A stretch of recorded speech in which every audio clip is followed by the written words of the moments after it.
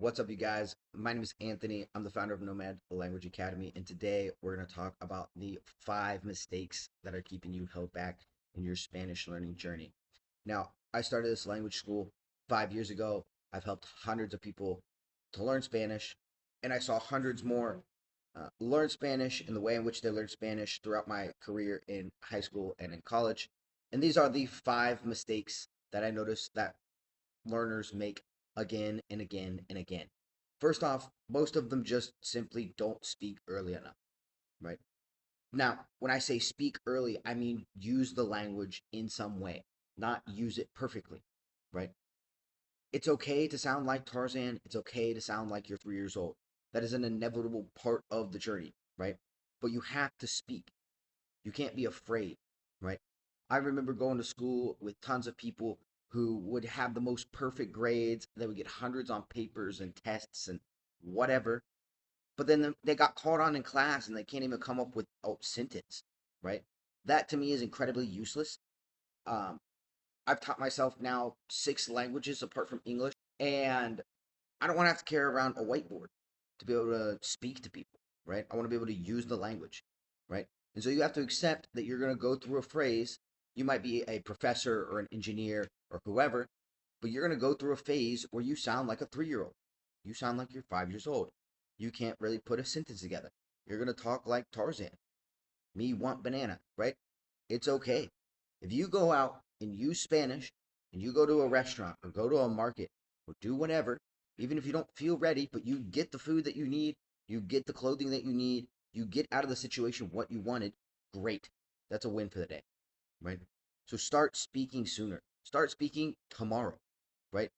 Even if you have to go through and write down scripts of situations to get through the restaurant and what keywords you need, use it, right? Even if it's just por favor and gracias, right? Build up that confidence, right? Building off the back of this is the idea of waiting until you feel ready. If you decide that you're going to wait until you feel ready, you will never feel ready.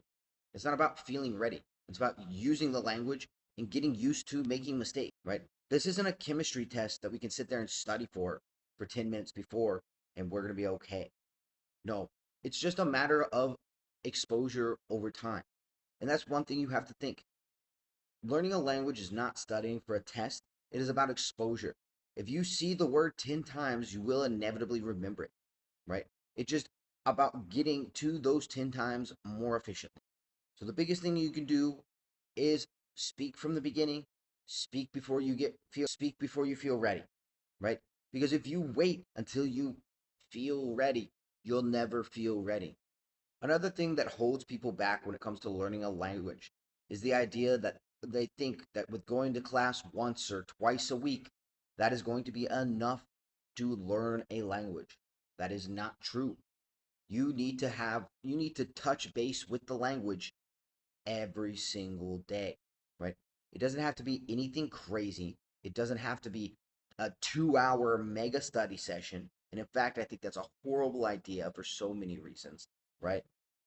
Because, I mean, honestly, if it's anything more than 45 minutes on one language, you're going to forget everything that comes after that point, right? Especially in those beginning stages when it's a little bit more like mentally taxing, when you have to learn like grammar and you're learning new vocab and everything is just so foreign, right? Spending more than 45 minutes is not the move, right? In fact, I would say that 15 minutes is more than enough. Are you telling me you don't have 15 minutes in the day to study? Whether that is look at flashcards, that could be play on Duolingo, that could be reading a teach yourself type book, right? I could be listening to a song. Could be watching a movie, watching a TV show, googling something in Spanish, reading the article and the answer in Spanish, looking on Wikipedia and switching it to Spanish so that you can practice reading when you need to read something on Wikipedia. In fact, that's probably one of my favorite ways to learn when it comes to reading. Is like if I ever look something up on Spanish, if I ever look something up on Wikipedia, I will go and put it in Spanish or Portuguese or French or Arabic or whatever language I'm learning at the time and see what I can decipher. Now, obviously, if this is something that is like important or for work, right, maybe don't do this. But if you're just researching random things, put that Wikipedia in Spanish.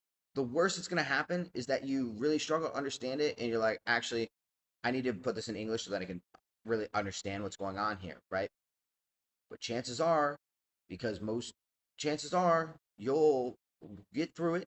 You will maybe not understand everything, which that's okay. I just read 100 Years of Solitude and a book by Borges. I'm reading another book in French right now. I don't understand every word. You don't have to understand every word to be able to get the context of the story, right? Like my rule when it comes to reading and new words, right, is that one, take a guess from context, right? The words and the situation around you, even if you don't know the exact translation of the word, you'll be able to understand what it is, right? That, for example, this word is a piece of clothing, or it's an animal, or he's describing the landscape and what it looks like, right? You don't need necessarily that little detail to understand what is going on and to understand the story, right? And you can try and take guesses and be close enough that you're like, I get what we're going at here, even if I don't have an exact translation. Because funnily enough, that will inevitably happen when you learn a language, is you'll have a word in one language that you don't know the translation of in Spanish, right? You don't know the word, or you'll have a word in Spanish. That will inevitably happen where you have a word in Spanish or French or whatever language that you don't know what it means in English, right? Like for example, for me, for a long time, the like Simpasuchil, the gold flower that they have in Day of the Dead, because I hadn't seen those flowers in the U.S. before, and I everyone called them Simpasuchil. That for me was what that flower was. I didn't necessarily know the word in English, and that's okay. Who cares? I don't need to talk about marigold flowers in my day to day life when I'm in the U.S. Right? It's cool. Another mistake that people make is that they don't follow a clear, laid out program, right? They hop on Duolingo and try and use a couple apps, or they look at random words, right? But there's a definite order to the things and the ways in which you should learn them, right? You should learn first off to talk about yourself, right? Because that is the most important. I want this, I need that, because you are essentially 2 years old. You want to be able to say, I want coffee, I want cereal, I want oatmeal, I want eggs with bacon, right? You need to be able to talk about yourself first, then be able to talk to other people so you can start to have conversations. And with that, you need to be able to ask some simple questions, right? Plan this out. Plan out some scenarios of like, oh, when I run into such and such a person, I want to ask them, how many people is in their family? Where are they from? What do they do? What's their job? Right? Have some questions and ideas, because you guiding the conversation is going to be the best thing. Do not wait for them to guide the conversation, because they are inevitably going to bring up something that you don't feel comfortable with. You're going to feel like an idiot and you're going to want to switch back to English. But if you have a list of 10 questions that you bring with you everywhere, and you are constantly asking these questions, right? You know that his answer is going to be somewhere in this range of, if I ask you what do you do for work, right? And I am clearly speaking very basic Spanish, he's going to answer within that range, and he's going to keep it simple, right? But if I ask him even a more open-ended question like, what do you do in your free time, right? That's much more broad of a question, right? And if I let him just start asking questions, right? If I let him just start asking questions, he might bring up anything. He could bring up hobbies. He could bring about a fact about art history that I don't know. He could start talking about architecture or medicine, right? Guide the conversation. Follow a clear program, right? Whether that is, I really recommend colloquial language learning books. I think the Teach Yourself for Spanish is also pretty decent. And then, of course, if you want to join my course, we have that as well. I can send you the full program and the ideas behind everything I teach, right? Most teachers that you're finding on italki are just showing up, making stuff up right before class, just to have you kind of practice and speak and have a little bit of conversation, right? That is not what you want. You want a program that is stepped out, that has everything laid out properly, with actual results of people actually speaking and improving people their ability to use Spanish, right? If you want that information, send me a message. I'm more than happy to share that with you guys. We can hop on a call and talk about it. But the last thing that people mess up when it comes to learning Spanish is that they don't know how to study, right?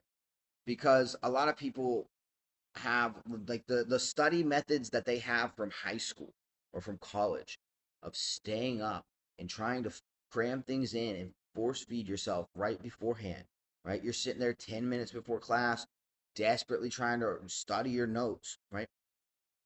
Language learning is not studying for a test. You can't just cram it in, right? This is a lesson I've had to relearn while over these past 2 years of trying to learn Arabic, right? To a certain extent, you can't just force feed yourself a language, right? You can, but your brain is inevitably going to hurt, and that is totally normal, right?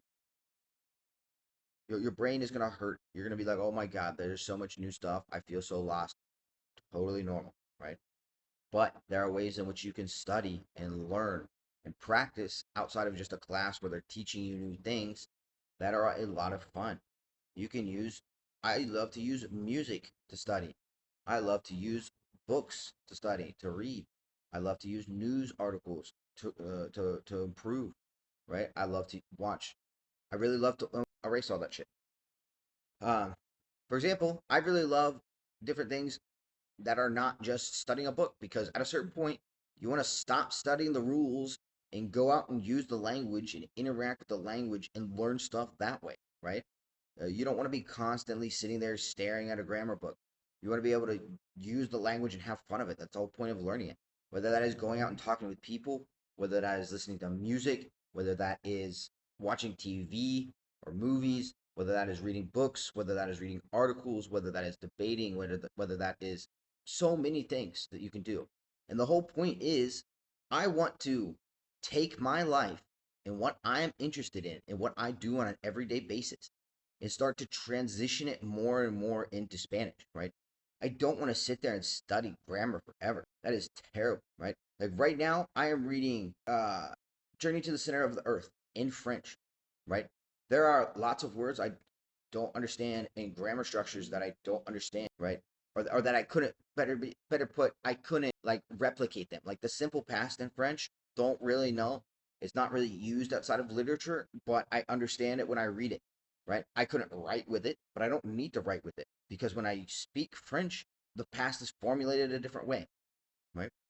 These are actually some of the techniques that we go over during class, during the extra classes that come included in the program. We talk about all of these techniques. We sit there and talk about one each class, and we sit there in those extra classes and we sit there and study them, right? For example, I take the idea of learning using music, and I'm like, if you're a beginner, this is how you're gonna do it. If you're an intermediate, this is how you're gonna use it and take advantage of it. And if you're advanced, this is what you're gonna do to get the best use out of it, right? Then we sit there and practice this idea. Look, we're gonna listen to this song one time, right? This time we have the lyrics. I want you to write down 5 to 10 words that you recognize, right? Great. Now, the second time, we're going to go and write down 5 phrases that we don't know, right? 5 words that we don't know and go back and learn them. And not just write them down and write the definition down, but actually use them in a sentence that you might feasibly use with that word, right? Same thing for movies, same thing for TV, same thing for reading, right? So, in summary, you guys have to start speaking, right?